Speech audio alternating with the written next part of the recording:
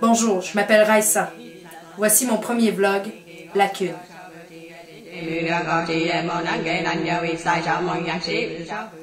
J'ai décidé de mettre mes mots en images pour donner plus d'impact à ce que j'écris. En même temps, je vais vous faire le résumé de mes découvertes les plus récentes. Comme vous le savez peut-être, j'étudie depuis 2 ans pour devenir traductrice.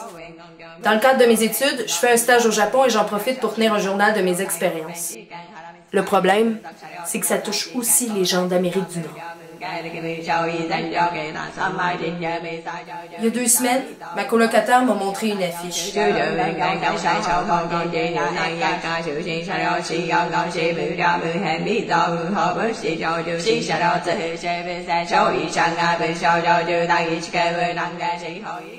Je vous ai retranscrit 4 symboles que l'on revoit souvent sur l'affiche. Les 2 kanji ici veulent dire « effacer » et les 2 ici veulent dire « mémoire ». Ça vous donne une idée? Retenez bien le nom de la compagnie. Synapse. J'ai donc fait ma petite enquête dans les journaux locaux et j'en ai parlé à mes contacts. Synapse semble avoir un statut vraiment ambigu. C'est une entreprise qui génère beaucoup d'emplois. Cette nouvelle technologie est une grande fierté pour Nagoya. Les chercheurs qui ont fondé Synapse viennent de là. C'est un peu au nord de l'endroit où j'étudie.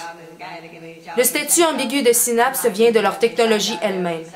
Synapse offre à ses clients d'effacer, de substituer ou d'enregistrer leurs souvenirs.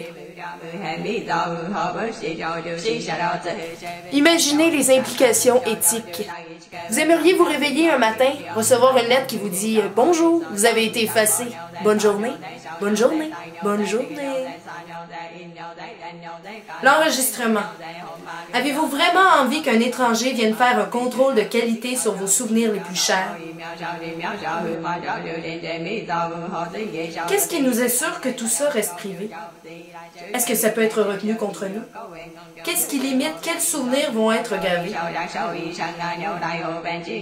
Avouez que ça vaut la peine de se questionner. La raison pour laquelle je vous en parle, c'est que Synapse prévoit installer une succursale en Amérique du Nord.